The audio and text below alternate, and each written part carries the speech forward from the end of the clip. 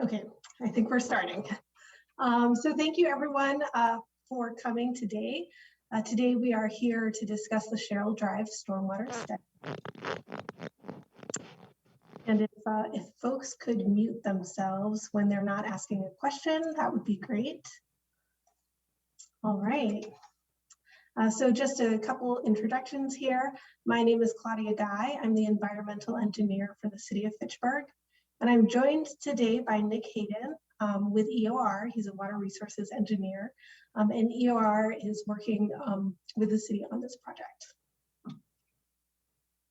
Before we get started, I did want to just spend a little bit of time talking about the project scope and what we're here today to talk about. So as part of the Cheryl Drive Stormwater Study, there are two tasks. The first task is doing a flash flooding analysis of Cheryl Drive and a feasibility study to determine options to improve the flash flooding that occurs there. Task 2 is a citywide background drainage program. And we will be researching what other local governments do to aid in private backyard drainage issues, and then put together a recommendation for a potential new drainage program. If approved by council, this would be a citywide program. I did also want to mention, because this project overlaps with a different project, that the Florian Drive and Lyman Lane project is a separate project. It's not part of the scope that EOR is working with us on. And the purpose of that project is to install a sump pump collection system in areas along Florian Drive and Lyman Lane that have been having continuous sump pump issues that lead to significant freezing in the wintertime, ice issues, that kind of thing.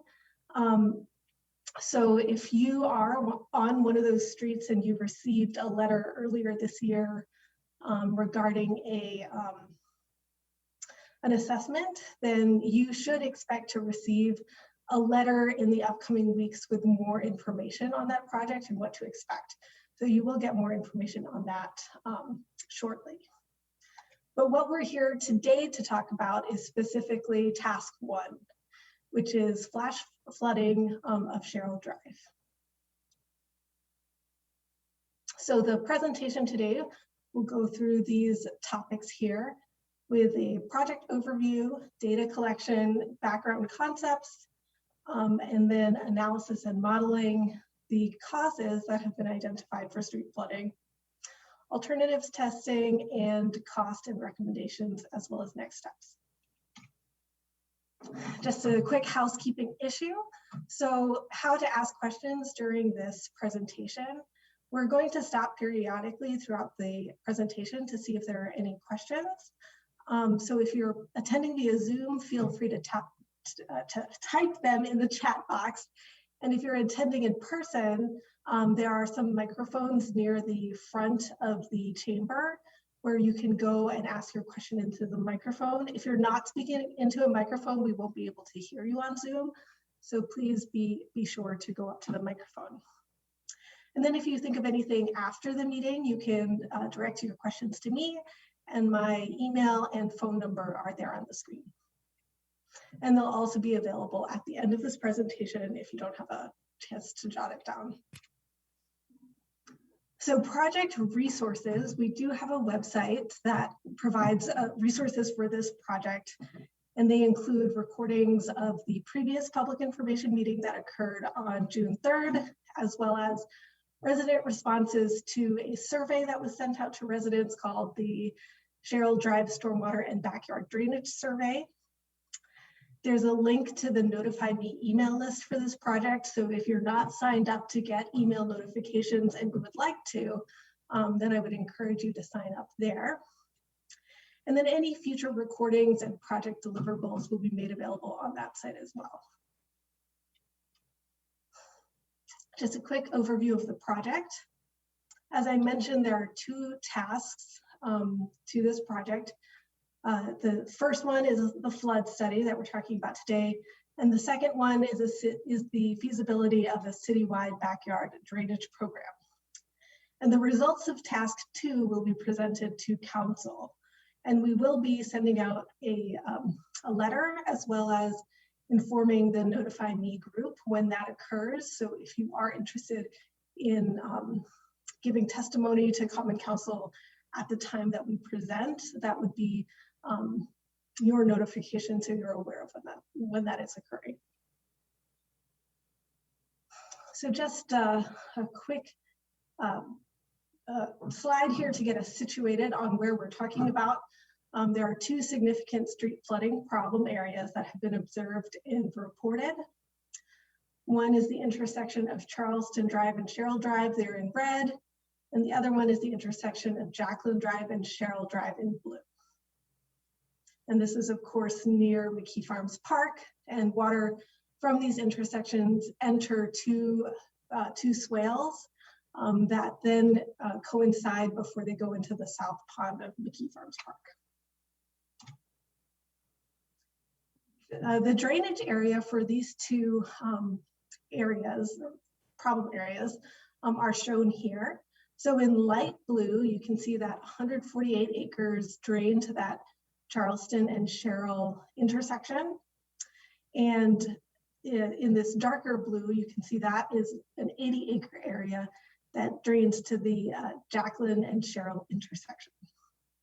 There are also 18 acres that drain directly to the two swales before they get to the intersection point. Some key things to notice about this watershed is that it is very built out at this point. It's primarily a residential drainage area, and there's not a whole lot of green space in the watershed. There are two parks, Tower Hill Park, and I apologize, I'm forgetting the name of the other park. I do know it, but I'm forgetting it right now. There are two parks in the area, but other than that, there's not a whole lot of green space other than, private property. So data collection for this project included three main components. The first component was resident input. So as part of the first public information meeting, we did get some input during that presentation. And we also encouraged people to reach out if they had additional thoughts or concepts or just feedback that they wanted to share insights. So we did get some information from residents via phone calls and emails. So thank you to those of you who reached out. And we also got responses to we got input from residents through responses to that survey that I referenced. We also reviewed existing data. So that included GIS data, storm sewer network, topographic data, et cetera, previous models that have been done, CAD drawings, plan sets.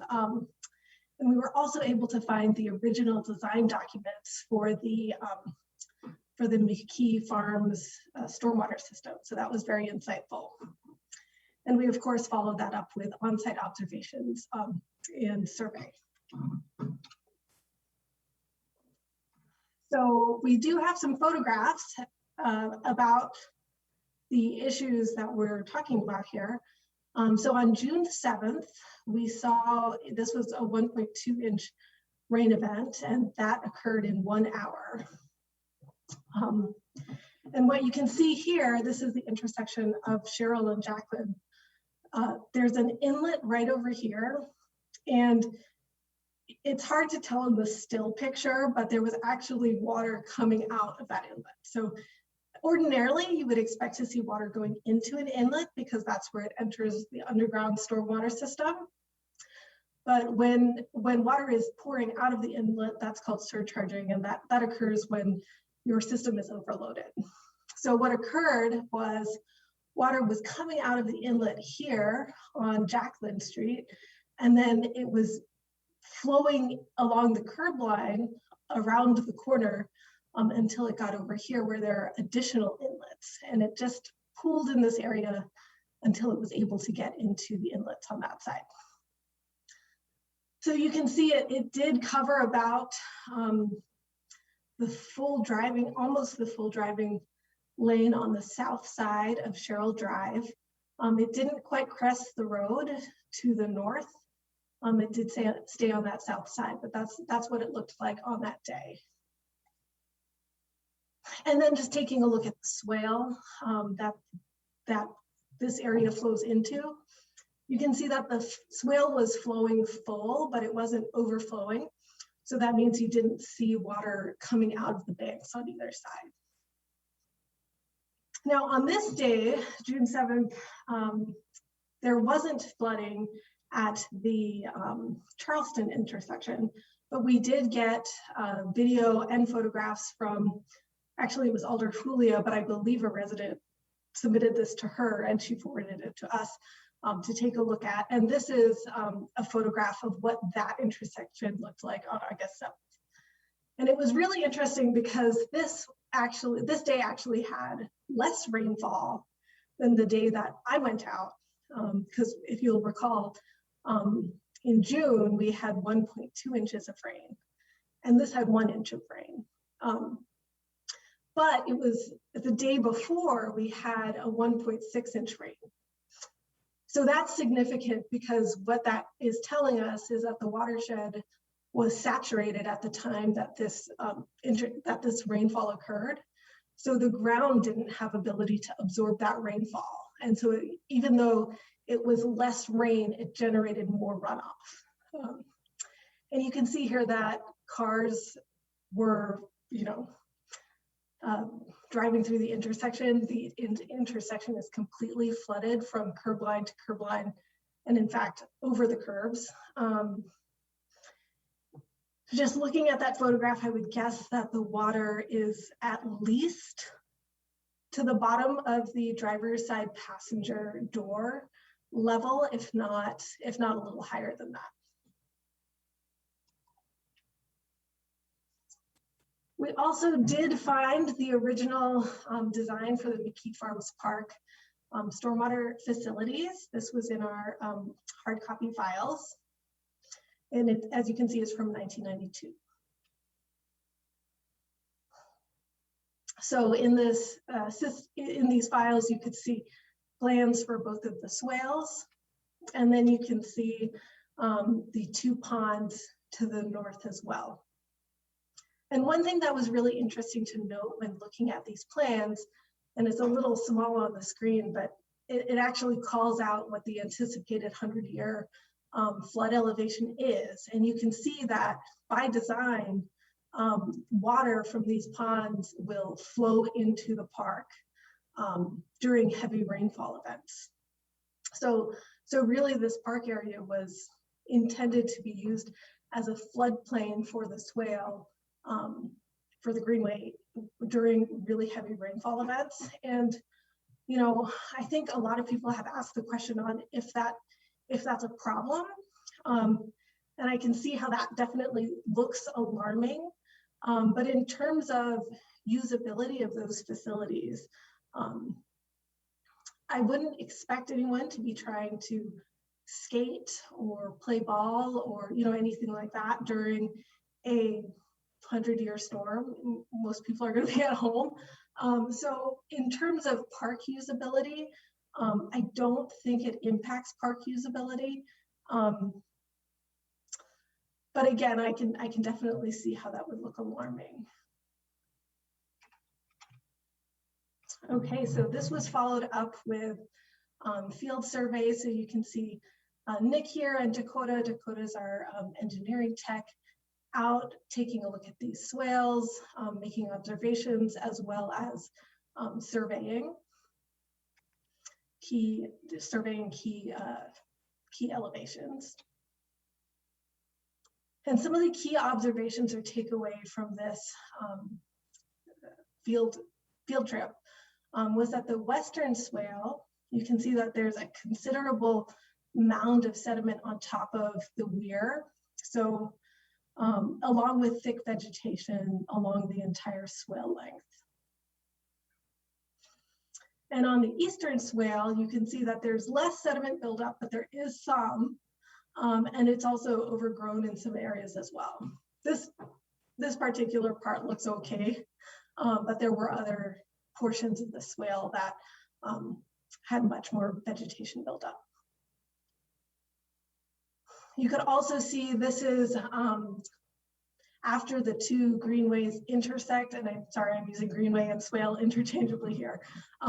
After the two swales, I'll try to use the word swale, after both swales intersect, and then they go under the bike path to the north, you can see that there is sediment buildup on either side of those culverts. And based on modeling that Nick will go into later, that doesn't actually affect the Cheryl Drive flooding problem, but it is something that we want to, and actually that has been cleaned out since then, to prevent future problems.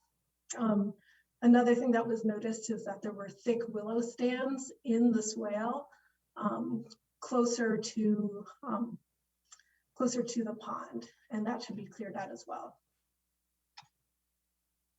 Another thing that we did was we took a look at the stormwater infrastructure directly adjacent to these problem areas in order to verify that our GIS data is correct. And then as much as we could from the inlet itself or from the structures that were shallow enough for us to look, we would look down the pipes to see if we could see any glaring issues. And we did see that there is a pipe where it looks like typically the way that these pipes work is they're sections of concrete pipe, and they're held together. There's essentially a bell end and a spigot end, and one can fit into the other, and that's how these pipes are put together. And it looks like the pipe slipped in an area here, so that's likely reducing some of the drainage capacity, and it's something that we would want to take care of with maintenance of this section of infrastructure. So with that, I'm going to hand it over to Nick to give a few background concepts.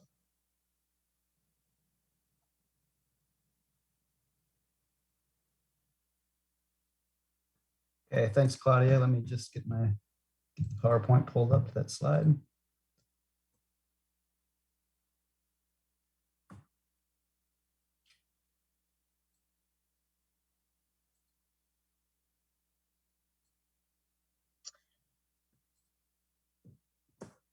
All right, are you seeing my screen? Yes. Okay. Hey, Nick, and sorry, I said that we would stop periodically to see if anyone had questions. Does anyone have questions at this point?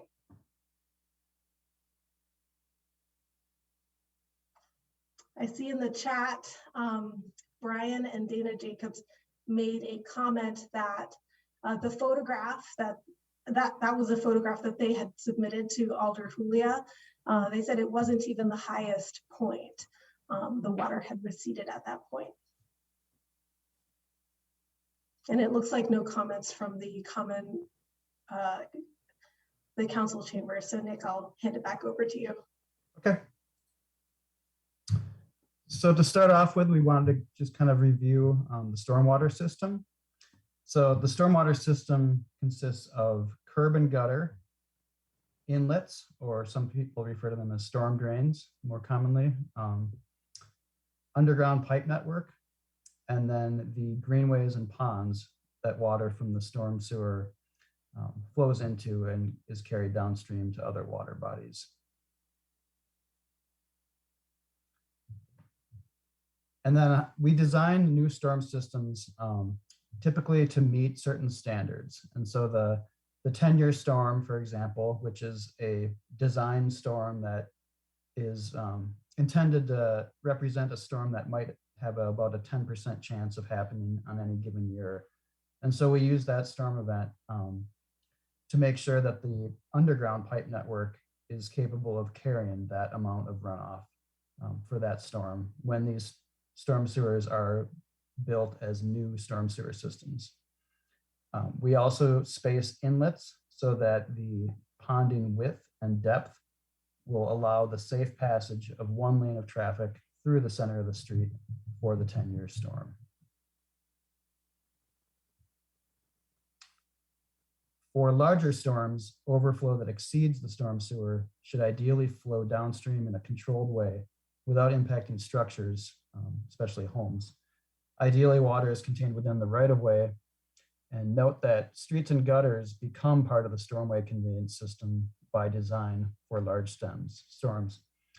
That being said, we want to keep things away from structures, as in the picture you can see. Things are looking pretty flooded in the street, but not encroaching on the homes. Whereas opposed to the lower right, you see the case we definitely want to avoid. But then we want to talk about how we retrofit existing storm sewer systems. So we again use that 10-year design storm as a starting point, but older systems built before modern stormwater standards usually do not meet this design goal, especially considering the increasing rainfall trends we've been seeing over the last 30 years in this part of the country. So stormwater systems in fully developed watersheds like Cheryl Drive are harder to modify due to the existing road and pipe slopes and elevations, downstream channel elevations, and the lack of open space in the upper reaches of the watershed that might be available for additional stormwater management. And so we use models to look for targeted changes that improve drainage performance and especially reduce hazardous conditions during heavier rains. We then look at the feasibility of these changes, including constructability, cost, sometimes permitting restrictions. So with that kind of background on storm sewer design, I'll go into the analysis and modeling section. So Claudia mentioned that during our field visit, just visually, we could see that especially that western swale was pretty built up with sediment and thick vegetation, particularly in the upper end. And so we had the survey information that Dakota collected along the swale, and we were able to plot out the elevations of the sediment compared to the original channel design. And so this chart, which I think you can see my mouse, there's this dashed line along the bottom that shows the designed and intended profile of this swale. And we were able to get that from those 1992 plans. You can see here that not only is that concrete weir crest buried, that you can see in the picture, but then going downstream about 50 feet, there's actually about 2 feet of sediment built up compared to that design elevation.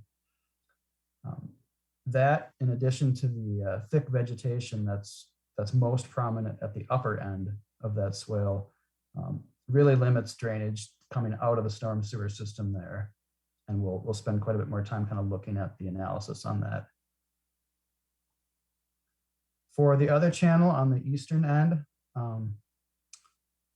there was some sediment, but it wasn't nearly as bad as what we saw on the western end. So again, you can see there's the dashed black line showing the intended profile from the design. You can see there's maybe usually about 9 inches or up to a foot built up in some of these upper areas. By the time this channel intersects with the other swale, it's pretty much almost down at the design profile.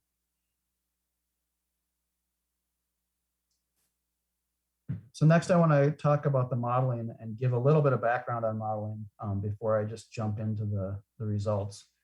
So why do we use stormwater models? We use them because they show how well a storm sewer system handles rain events, and especially where water goes when the storm sewer system is overloaded. So they are really useful for identifying weak points in the system, such as a drainage constriction or particularly flooded intersection, and also for comparing possible improvements to existing conditions and to each other to try to get a sense for how much improvement you can expect for certain actions. So again, we saw the drainage areas earlier. This is the stormwater model that we put together. You can see it's got different subwatersheds, and it's got the storm sewer network in red, as well as the the channel network downstream going through the park.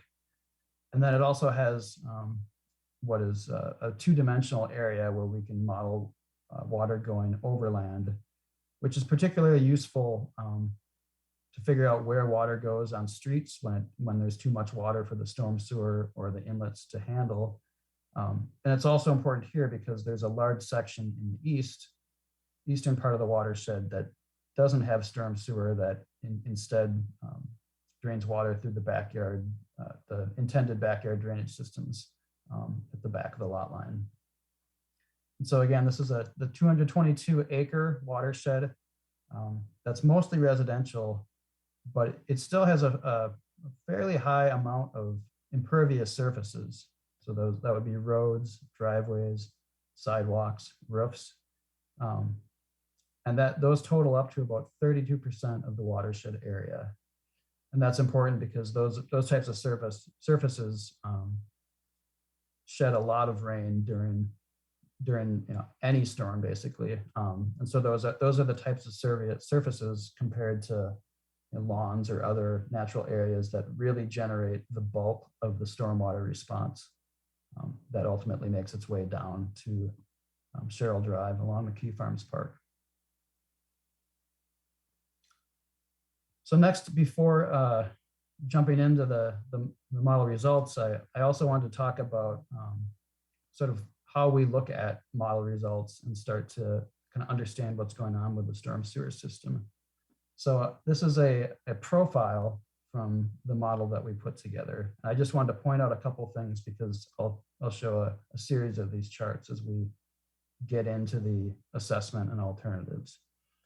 So on the upper left part of the screen, you see this white area, and that's representing a pipe of the storm sewer system. You can see here the blue is kind of taking up a smaller fraction of the pipe during this event. So that's a pipe that has extra capacity.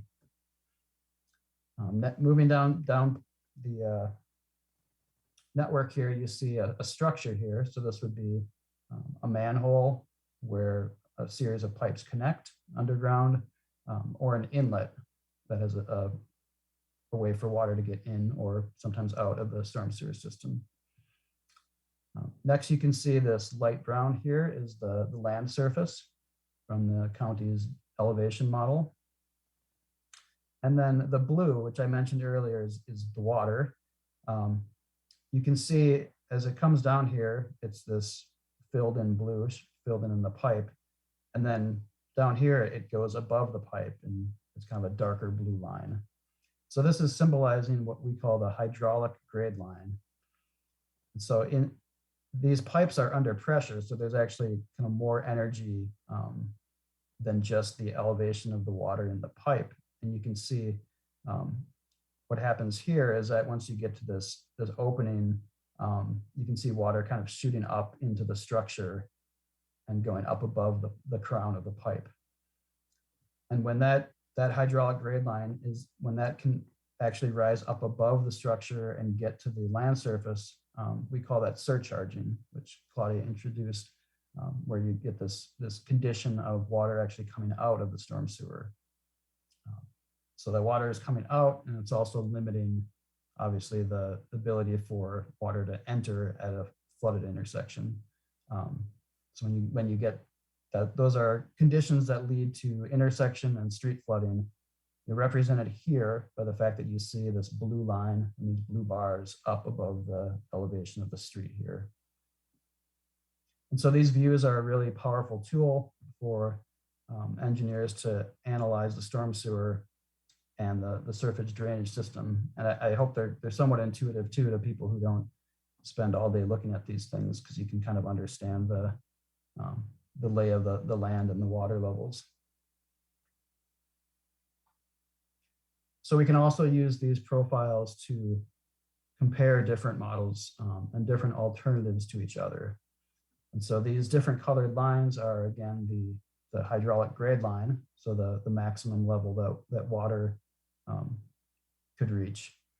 And we can compare them against each other and see where an alternative might change the profile of the of the water, and then changing depths, as well as kind of the locations of where things are changing.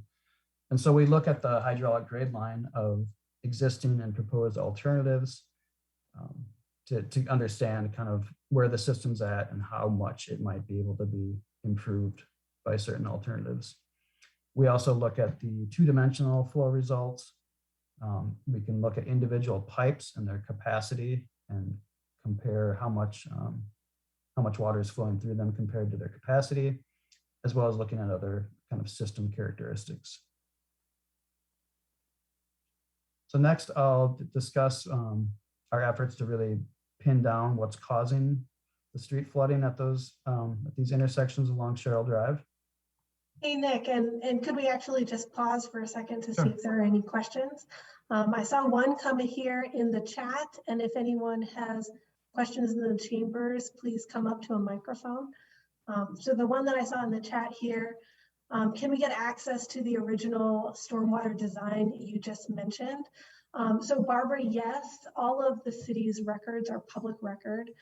So if you could send me an email after this, I can send that to you. That's been scanned in. So that would be easy to send to you. If you want a copy, there is a hard copy. There is a fee to get hard copies made, but you could come to City Hall and request that as well.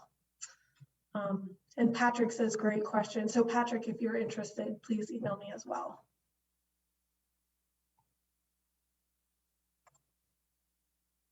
All right, and I don't see any questions in the chambers.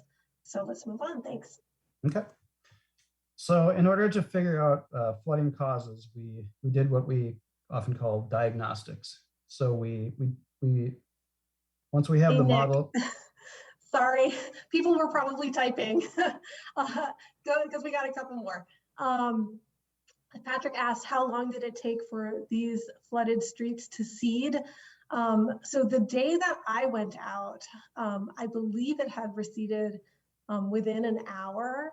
And then Dana, I know you're here as well.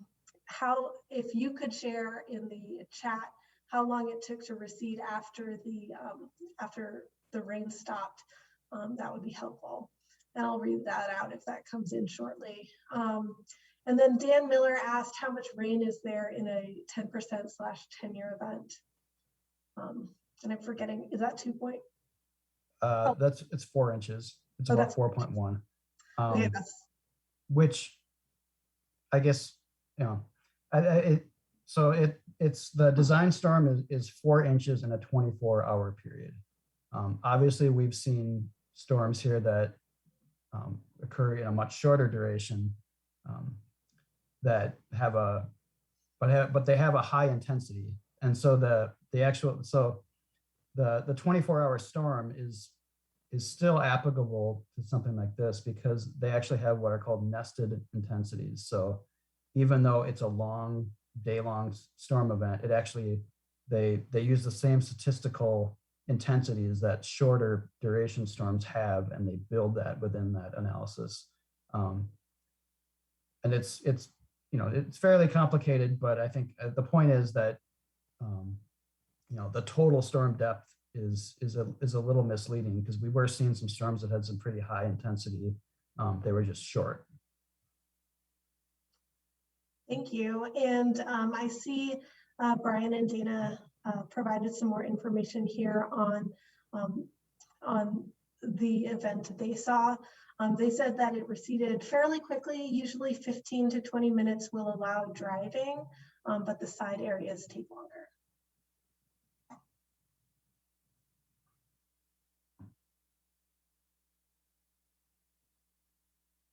Okay, so we did these diagnostics at several key areas that we had observed could be causing the issues that we were seeing and we had heard reported. So we kind of looked throughout these numbered locations here, took a closer look at what was going on in the model, and then eventually started changing things and assessing which components were really causing the bulk of the problems in these areas. So I'll start on the western end, near the intersection of Cheryl and Charleston. So here, this is showing the profile from Pembroke to the Richardson intersection where it transitions to Cheryl Drive. And this happens to be showing the 10-year design storm again. You can see on the bottom the area that this profile is showing. So it's going all the way from Raritan down to the park and the start of that swale. So using that 10-year design storm, as well as looking at some other larger and smaller storms, revealed factors contributing to street flooding in that intersection. So one, you can see that the swale that we've discussed already that has the sediment buildup, the water has to get to a high enough level up to that sediment before it can start flowing down the swale. There is a small underdrain pipe, but that only takes water during smaller events. So during larger storms, water has to build up higher than it was intended to in order to get down that swale. And so this blue line here is kind of showing the water level in the swale for that 10-year storm. You compare it to the intersection, and it's up above the driving surface out in the intersection. So that was the model quickly confirmed that what we observed out there in terms of the sediment and vegetation in the swale was indeed quite a problem. So we also observed and reviewed some of the calculations that the pipes at this lower end, they're very flat. They're about 0.3%. And they appear to be undersized for the current rainfalls that we've been receiving. And so this run of storm sewer has a fairly decent slope until you get really down to this bottom. And the pipes, they look smaller here. The pipes are actually larger, but they're elliptical. So they're shaped differently down here. So they do increase in capacity down by this Charleston intersection, but apparently not enough.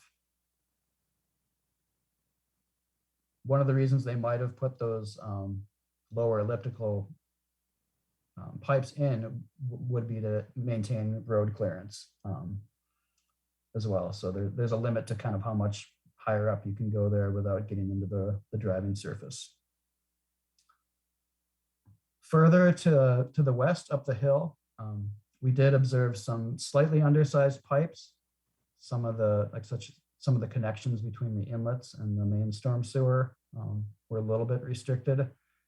But really the high water levels here that you're seeing where the blue line is up into the structure, getting up towards the intersection, they're really related to water backing up from down below where the storm sewer pipes and the swale are restricting drainage from leaving that intersection. And then lastly, we have that failed connection between the southern inlet at the intersection and the elliptical pipe that goes along the middle of the street. So that's certainly making the drainage less effective as well. We can also look at some of the 2D modeling results showing that water in the intersection was nearly 2 feet deep for the 10-year design storm, with numerous front yards and driveways impacted. Fortunately, water does flow over the curb to the swale at a certain point, which somewhat limits the maximum flood levels along this area. To summarize the problems that were observed on this western area, so the sediment and vegetation in the swale is restricting drainage from the storm sewer and the intersection. The elliptical pipes at the intersection are nearly flat and undersized for relatively common rain events. These pipes restrict drainage here and uphill to the west. Smaller lateral pipes from inlets are also undersized, both at the lower intersection and at the Pembroke-Richardson intersection. And then the connection between the southern inlet and the pipe is failing. Switching over to the eastern end, which is quite a bit longer section of storm sewer that we were looking at. So that goes all the way almost from Fish Hatchery down again to McKee Farms Park. And so this is showing results from the 10-year design storm to try to figure out factors contributing to street flooding near Cheryl and Jacqueline. So here are the swale conditions, which you remember is not nearly as much sediment here and no kind of large mound of sediment right at the start of the swale. We tested kind of removing that and returning it to design conditions. And we found that it was slightly limiting to the drainage in this area, but not nearly as impactful as on the western end. The pipes at the lower end are also flat here. One of them that we surveyed even has a reverse slope section where it's actually going up as they go down in the system just for a short stretch. And they also appear to be undersized for the current rainfall events. We noted that the model shows similar surcharging as we observed out in the field, where you've got water up above the level of the inlets or the hydraulic grade line above the inlets and causing water to rush out of the storm sewer instead of into it. And then in general, you can see some of these upper intersections along Cheryl are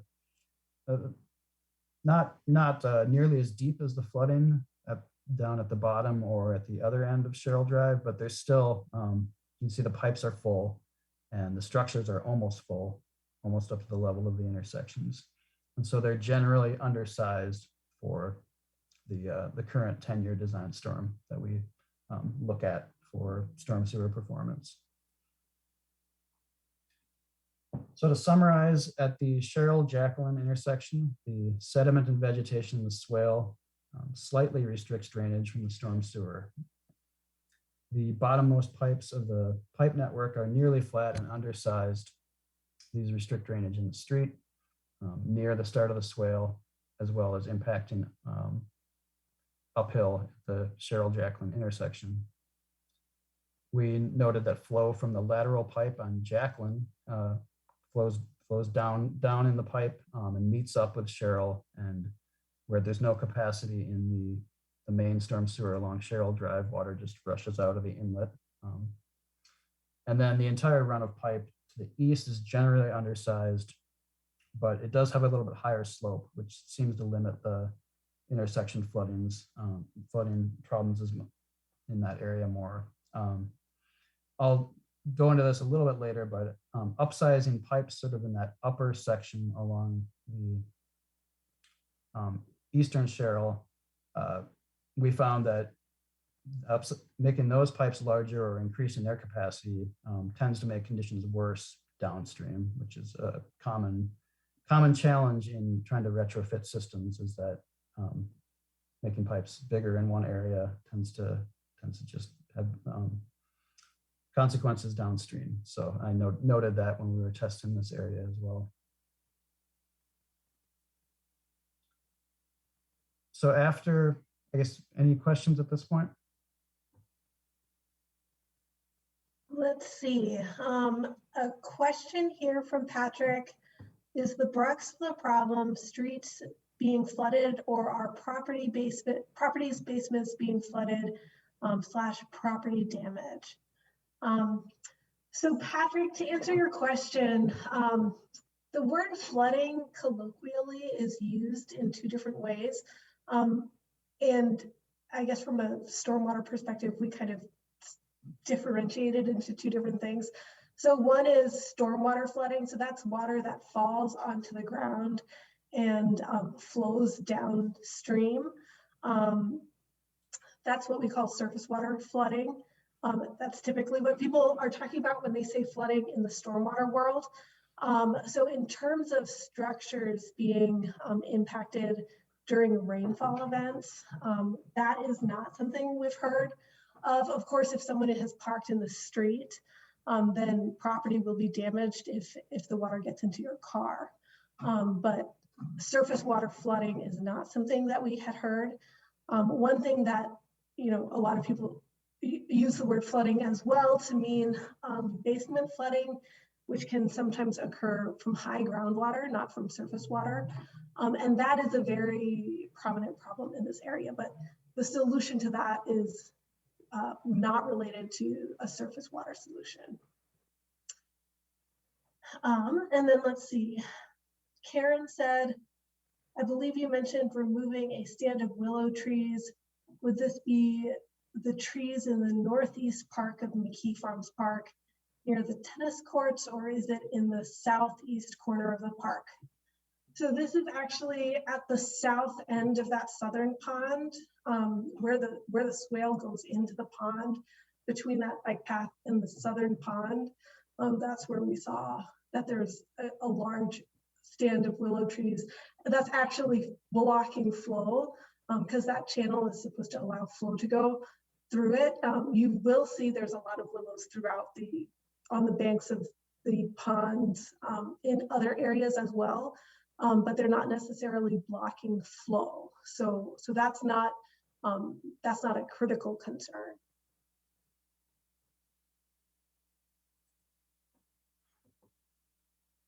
Any questions in the council chambers?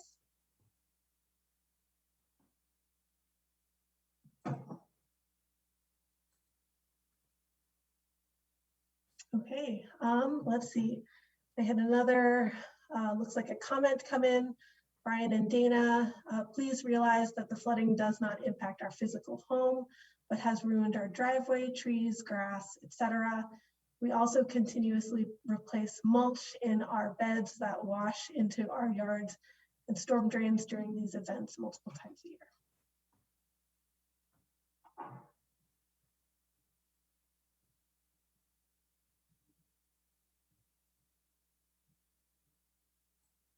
I see one more question came through from Patrick.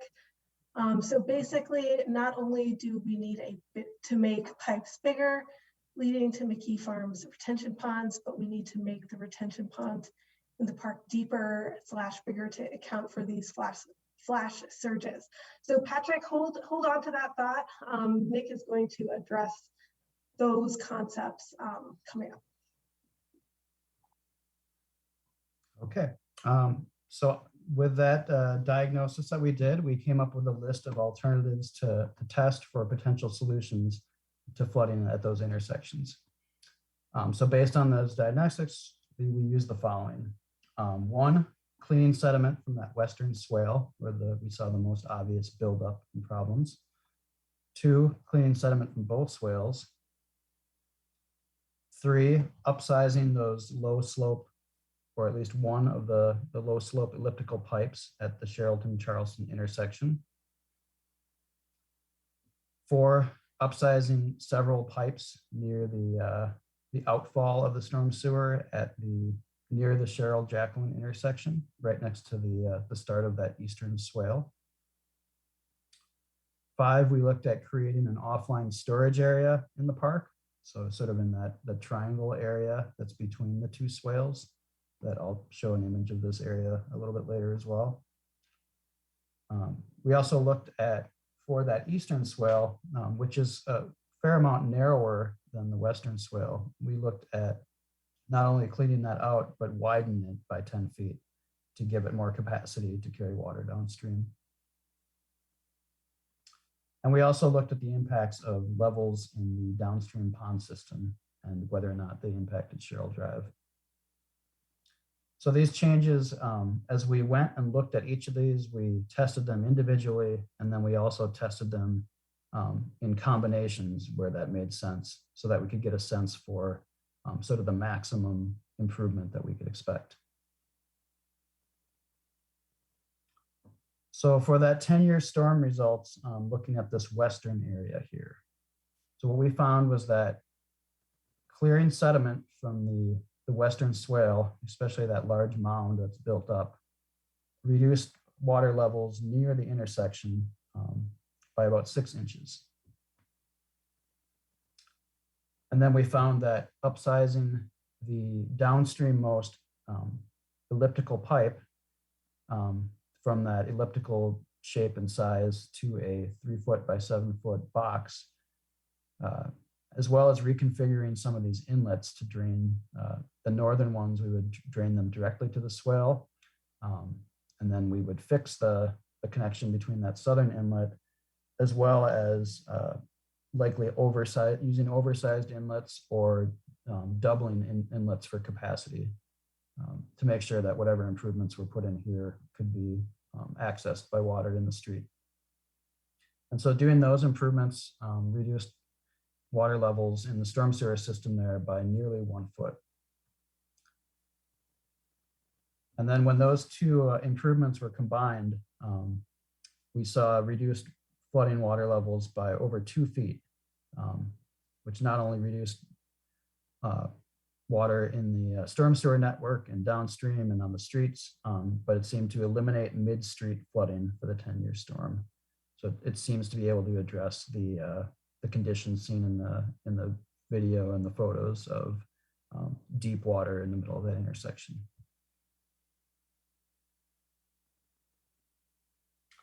And then this is a looking in the profile view of the same comparison of alternatives, just looking at that hydraulic grade line, which is a nice visual way of seeing where improvement happens and how much.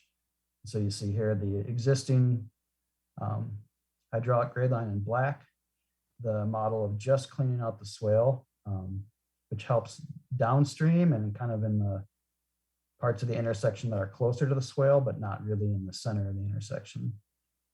The pink line shows that pipe upsizing, even without doing anything in the swale, helps the intersection and even helps further uphill to the west at the Richardson intersection and even uphill from that.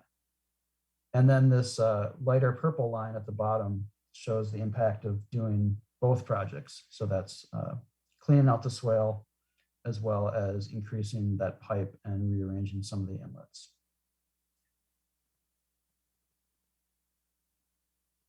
So the western end, there's quite a bit of promise in terms of a couple of actions that seem to have a really significant impact on drainage and flood levels. I did not expect to see 2 feet of improvement for the 10-year event. I was pretty surprised to see that much of an improvement in the existing system, which perhaps speaks to how much sediment was built up in front of that swale. But nevertheless, that seems like there's some ways forward on the western end. On the eastern end, we looked at some of the same solutions and kind of had more mixed results, and I'll run through those here. So cleaning sediment from that eastern swale reduced water levels out here in the storm sewer system by about 1 inch. It just seemed like not only was there less sediment in the swale there, but it wasn't the restricting element. We looked at upsizing a number of pipes near this intersection. We did just 1 and then 2 and then 3 and 4, kind of going up the system. But for the kind of the final analysis, we looked at increasing the size of these 2 pipes that are along the main storm sewer network, and then also rearranging inlets, making pipes connecting inlets to the main storm sewer larger, as well as taking the inlets on the north side of the road and dumping them directly into the swale rather than adding them to the main storm sewer system. So we did all those things, and that action by itself lowered water levels about 7 inches in this immediate area here. And then we did the same work with the swale in terms of removing the sediment. We also widened it by 10 feet to the northwest, away from private property and into this triangular mound here. We found that doing that work in the swale, again, not doing the pipes, but just doing the swale, widening and cleaning, reduced water levels by about 5 inches. So together, so both cleaning the sediment from the swale, making it wider, and upsizing 2 main sections of pipe and several inlets had an impact of reducing water levels about 19 inches. which eliminated mid-street flooding immediately nearby out here, which was good. That was a definite improvement. I think that makes this part of the system function a lot better. But unfortunately, the changes made here don't transmit very far to the southeast along Cheryl Drive. So you can see here, this is again looking at the hydraulic grade line with these different alternatives. And most of them end up fairly close until you get into the, the orange, which is the cleaning and widening of the swale, the darker purple, which is upsizing those series of pipes, and then the lighter purple, which is cleaning up the swale, widening it, as well as upsizing pipes. But what this is showing is that those improvements only carry upstream as far as you upsize those pipes. So if you wanted to really pin down water level flooding at Jacqueline, you'd have to do not only those first two pipes, but then the next rather long pipe, the pipe at the intersection. And even doing all that, wouldn't improve much to the east. I tested that a number of times, and it seemed like increasing pipe sizes really was local. And at some point, which I mentioned earlier, when you start to increase pipes up here, that makes it worse down here, because instead of perhaps ponding in the intersections or along the gutters, you're basically sending more water faster down the pipe network, which increases the flow down to this lower end. So at some point, you can't just upsize pipes and get your way out of a situation like this. So lastly, I wanted to touch on a few other things that we tested and looked at. So one was, I mentioned creating some new stormwater storage in the park. So we looked at sort of building some offline, so kind of separate from the channel and the swales, stormwater storage in this triangular area. And this could be a more shallow, dry area that would just be a couple of feet deep, or it could potentially be more of a traditional wet stormwater pond, which would be quite a bit deeper, but have more water quality benefits.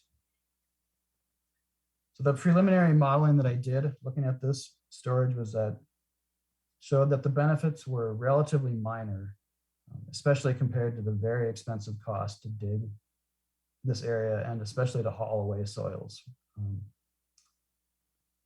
And I think they were also minor compared to widening the swale. Seemed to have more impact in the swale system than siphoning off part of the flow once this level in the swale got high enough. I think if depending on what happens on the other end of the park, the other intersections of the west, you could potentially push this around a little bit more and try to just take excess water from this eastern swale, or set the elevation at which water goes from the swale into the storage at a certain elevation, essentially to sort of optimize the storage available here.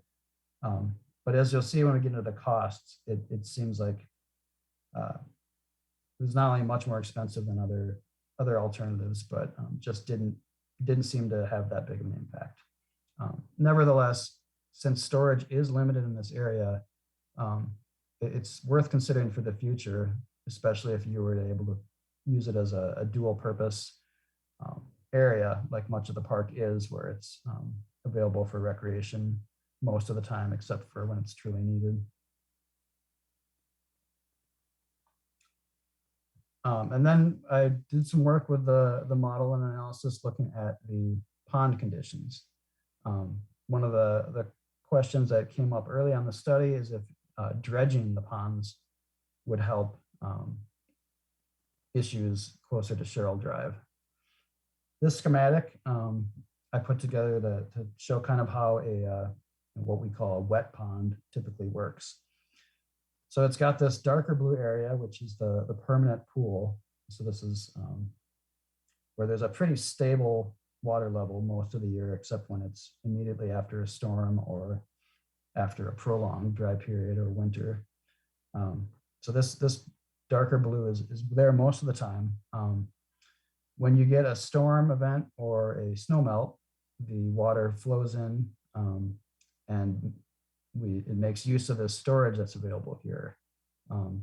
And this storage is kind of starts at the lowest elevation of the pipe that's flowing out of the pond. And then it can build up and take more water and provide water quality benefits and flow reduction benefits up to the point where it reaches its overflow elevation.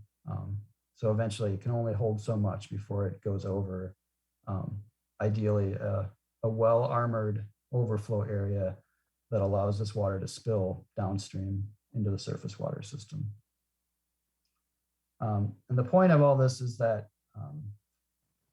under almost most conditions, dredging these ponds doesn't really help for water flow. What we refer to as live storage is the amount of storage that's actually available to manage stormwater. And that's, again, this light blue area. And it doesn't really matter if the darker blue area is all water or if it's part sediment and part water, especially in a deeper pond, which are, I think, I would consider the McKee Farms part ponds deeper.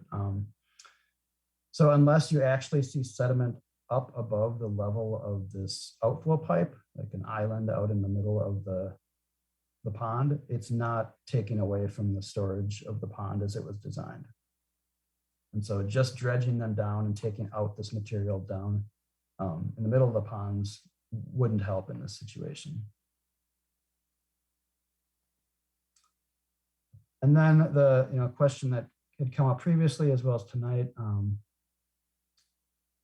are there other things that we could do to the ponds that would help at the Cheryl Drive area? And we could think of either having the pond at a different starting elevation by adjusting the outlet pipes. You could also adjust the outlet pipes in such a way that they more water flows out of them during a storm event. So not only do they start at a lower level, but they don't rise up as much as well. And so I ran a series of models where I started the pond elevation anywhere from 910 feet to 915 feet. And what I found was that there were upstream impacts from doing that, but they kind of dissipated by the time you get to the point where those two swales come together, which is a good 1,000 feet or so from either one of these intersections. And once you get up past that, the water levels and water flow aren't really impacted by the water levels down there. And I'll also add that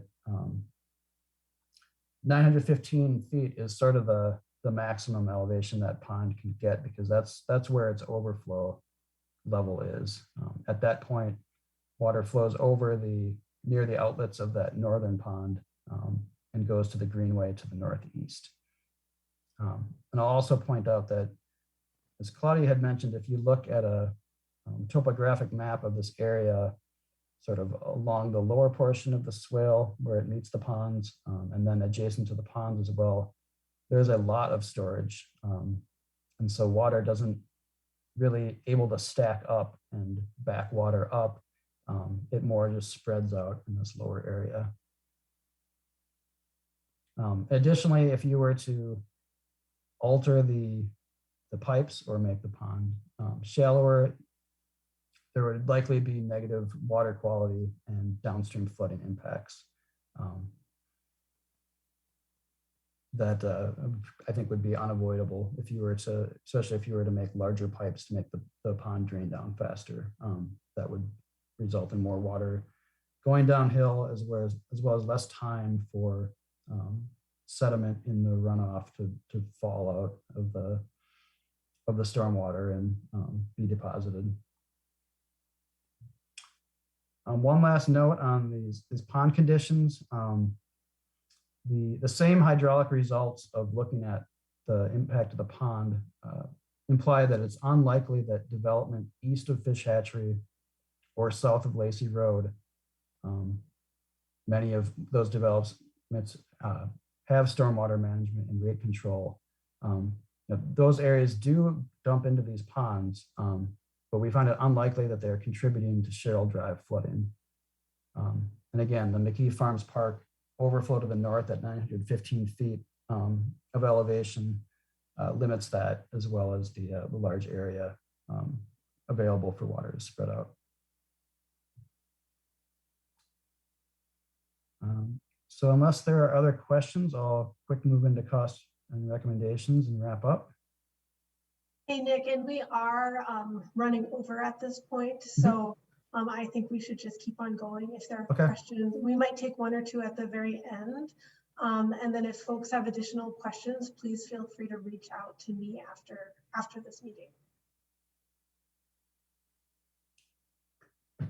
So for each of these alternatives that we identified as helping at the intersections, we developed a conceptual cost estimate based on typical construction activities, estimated material quantities, and as well as unit costs for materials and labor. Our costs shown here include design, permitting, construction, as well as a 10% construction contingency. So the alternative of cleaning sediment from both swales was estimated to cost $50,000. Cleaning both swales and widening the eastern swale, sort of done as the same project, is estimated to cost $75,000. The storm sewer work at Charleston is estimated at $140,000. At Jacqueline, $95,000.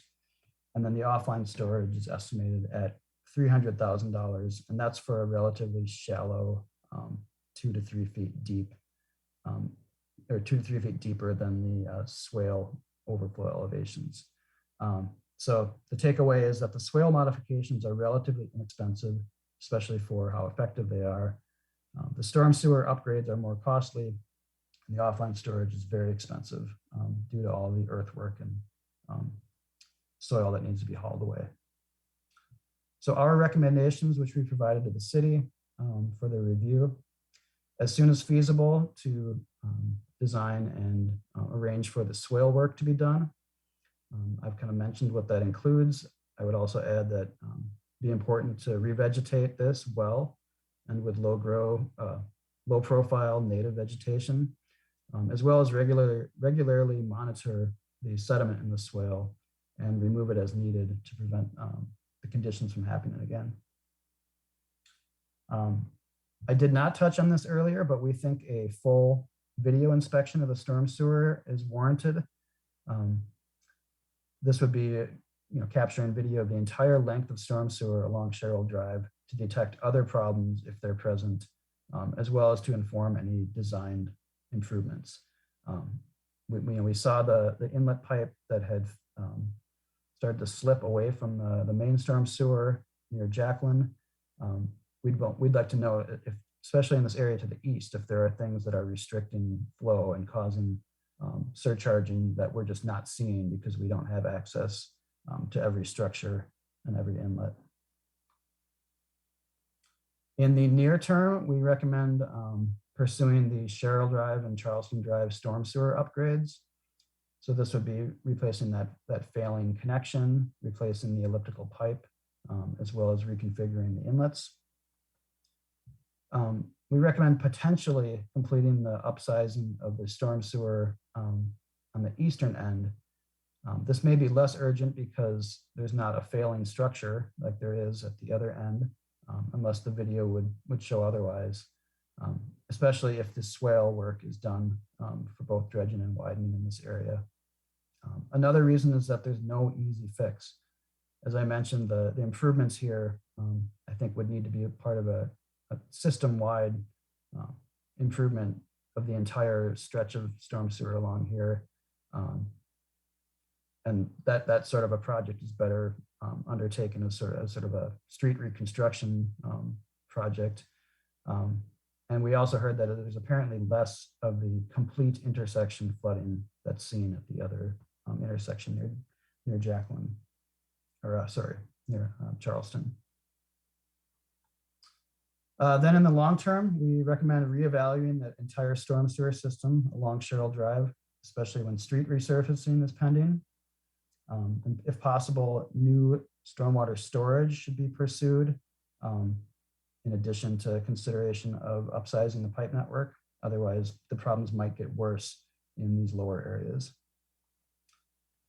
Potentially look at that offline storage area. As I mentioned, it kind of had mixed benefits for the cost, but it still could be, any storage is better than no storage. And there could be shared benefits. And then the city should consider implementing green infrastructure in the city, within the city right away as opportunities are available. There's fairly wide roads and throughout this area, and there may be opportunities to collect more of that road drainage in the future. And then we also recommended that the city should continue to promote upstream watershed practices such as rain barrels, soil quality restoration, rain gardens, and routing downspouts to pervious areas rather than impervious surfaces when possible. So with that, I'll hand it back to Claudia. Okay, thank you. So our next steps here, we'll be working with Nick to finalize the Cheryl Drive Stormwater Study Report. Then we'll have to work with DNR to determine what permitting would be required to implement any of these proposed solutions. The proposed schedule at this time is 2021 to cut the willow stands within the swales and clear out sediment buildup immediately surrounding the culverts. In 2022, we could tackle that storm sewer televising as well as engineering and permitting effort for the swale grading. And then in 2023, conduct those swale grading projects. And potentially in the future, tackle the storm sewer upgrades. That's something we would want to probably do at the same time as a resurfacing effort. So we have to talk internally on what the timelines are there. So that's what we're thinking at the moment, but those could shift one way or another. Also, we will be, as I mentioned earlier, presenting to Common Council regarding Task 2, which was the potential backyard assistance program. Everyone who received a direct mailing, if you were in the notification area, you will get another mailing regarding that date and when that will occur. And then if you're on the Notify Me list, you will also be told in that way as well. So if you have an interest in seeing that presentation or testifying to Common Council, that would be the opportunity to do so on that topic.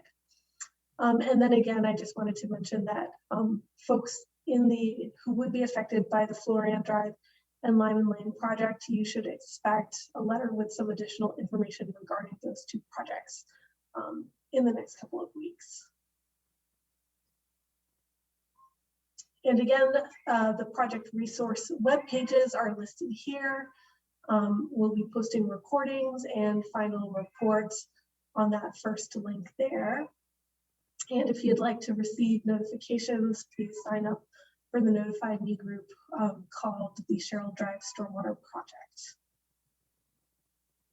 All right, so with that, let's go ahead and just take a couple of questions. I know we haven't gotten any questions from the chambers, so maybe we'll start there. Does anyone in the chambers have questions? I don't see anyone jumping out of their seat.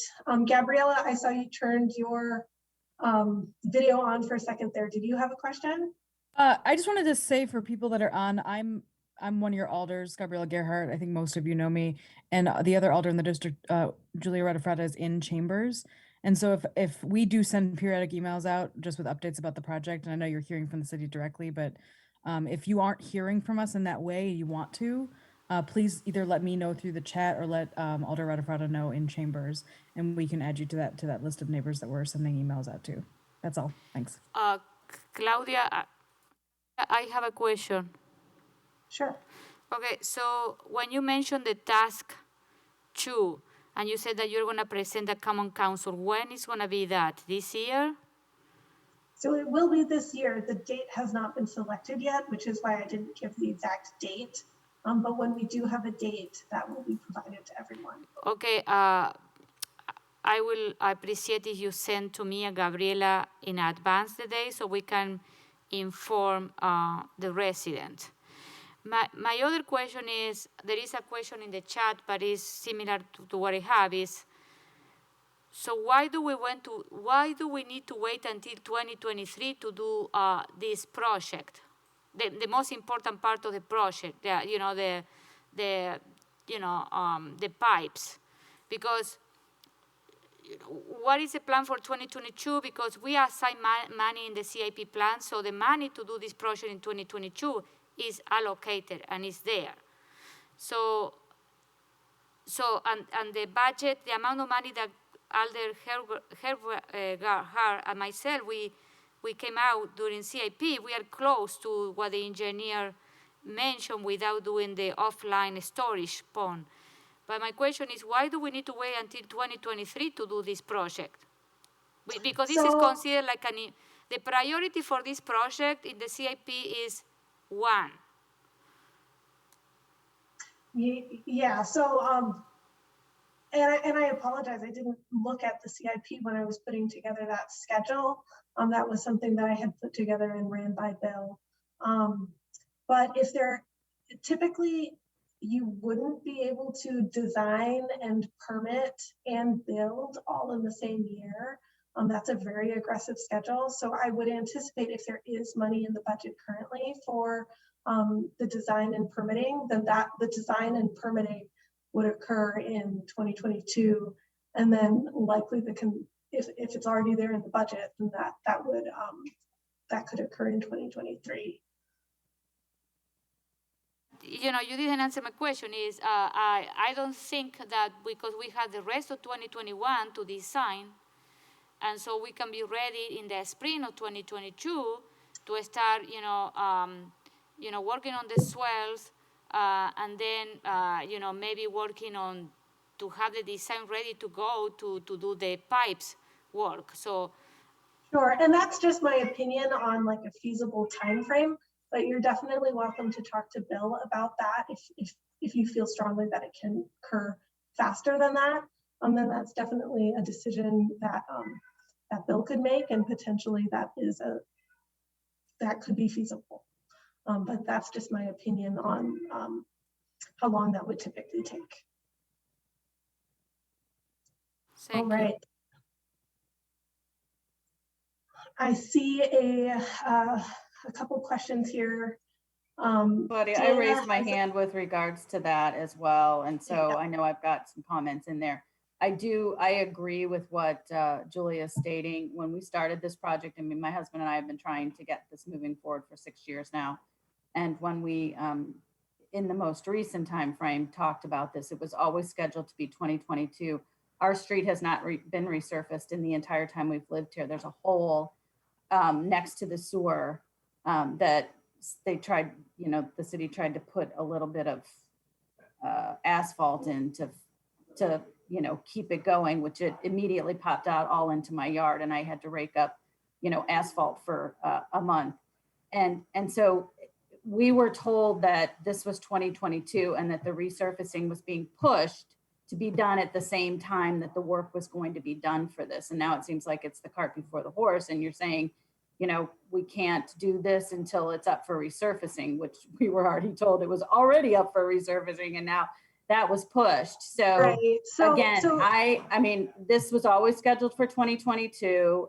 This meeting, this part of it, everything keeps getting pushed and pushed and pushed. And now it would be very, very disappointing for us to hear that this isn't going to happen until 2023, especially in light of the fact that you have now determined that there is a separation in the pipe, and that is even a future problem. I mean, we're talking about 10-year floods and 100-year floods and these storm events, and this happens multiple times a year. This isn't happening once every 10 years. It's happening a lot, and it's to the point where we're going to have to look at replacing our entire driveway because of all of the sinkage and the problems that we've had over the years because of all this water. And so I just hope that the city really puts an aggressive schedule on this like you guys promised and really pushes this for 2022.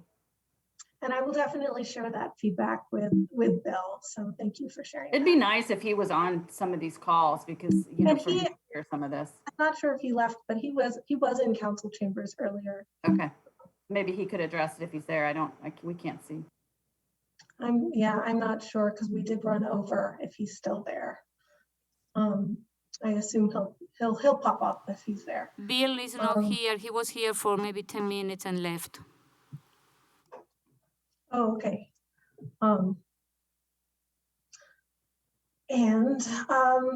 Claudia, right. can you send this study to Gabriela, myself, the slideshow? Of course, yes. Okay, thank you. I can send that to you, and it will also be made available on the website at that link. But I will send you an email that link, so you will have it as well. Let's see. I am glad from Patrick. I am glad this discussion is taking place. I feel as if there is a much bigger issue, especially with climate changes. These studies don't take into account the unpredictability of climate change. This could be catastrophic. What are your professional opinions? So Nick, I will let you answer that one. Sure. I think, so my understanding of climate change and rainfall, what we've seen is a lot more rain. And we've seen, certainly we've seen some big storms recently. But I think there's sort of an upper limit to rainfall. But the frequency at which it happens might be increased. And I think that's kind of what we've seen, especially the 2017, 2018, 2019, where we just had storm after storm and just overall 15, 20 inches more in the worst of it than average years. These storm sewer systems are worked pretty quickly. So these tend to drain down fairly quickly. So the frequency might not be as impactful as one might worry, but I think the climate issue also kind of is related to the second task where we're looking at higher groundwater, with just a lot more rain in general, some pumps running, just sort of these conditions in backyards and along private areas as well. And I know that we've done some work where we've looked at sort of including not just the latest rainfall statistics, which were through about 2010, but then in the last 10 years as well. And generally the intensities and depths of rainfall is predicted to not double for a 10-year storm, but certainly increase by 10 to 20%. You can imagine the frequency might increase on a similar level. That being said, understanding climate and rainfall it's all prediction. So it's hard to say. All right, and I think this will be our last question here. This one came from Norm. Is there potential that improving infiltration in the drainage area, such as reducing impervious surfaces, for example, could have substantial benefits by reducing the inflow into the storm sewer system? So things like infiltration and green infrastructure, they're really good at water quality and taking the first half inch of rain out of an inch or inch and a half rainstorm. That's kind of how they typically function. What they do less of is capture a huge amount of water during a 4-inch rain or a 6-inch rain. That's just not what they're designed for, and they don't have the storage to do that. So I think there's definitely room for improvement in terms of maybe a permeable gravel underlayment of streets or potential street modifications in the future. And I think it would help some of these frequent rainfalls that aren't these huge magnitude events. But I think you really need a big stormwater facility to help some of the worst events. And that's just not where green infrastructure shines. It has a lot of other great benefits, but it's not big storm storage. And I'll just add that permeable pavement, typically that's something that you might see on driveways or in parking lots, in areas of parking lots that don't get used as much. You don't typically see that on roadways because the technology is newer and there's not quite as much durability and strength as a typical asphalt pavement. So that's not something the city is currently looking at doing within the streets, just based on that being a newer technology. But there is a lot of potential for, we're going to continue to promote encouraging residents to do that in private driveways. That's been very successful. Another thing that can be successful are rain gardens, because rain gardens are typically a depressed area. So it actually can take some amount of volume. So if, for example, 50% of the people in the watershed had a rain garden, that's actually a pretty significant volume of water that could be captured. In a lot of situations, you would see that volume being captured potentially in an area where the city can have a regional pond, but that's not to say that if a lot of people were going to do that in their own backyard, that would also have a big impact, because that volume can add up if people are doing it in more than spread out throughout the watershed. So with that, we are going to go ahead and close.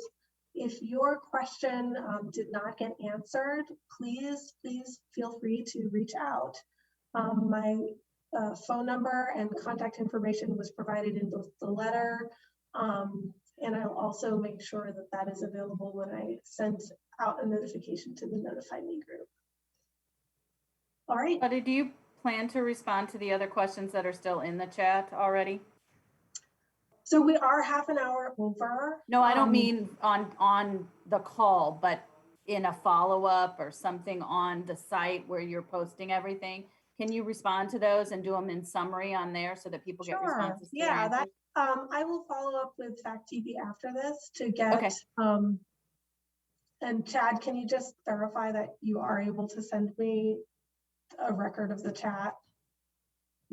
I'm not sure if Zoom has that capability.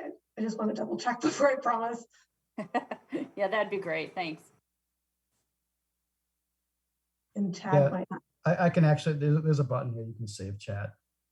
You can. Oh, okay. I don't know where it saved it to, but it said it saved to my computer. So. Oh, okay, great. Thank you. I had just never done that before.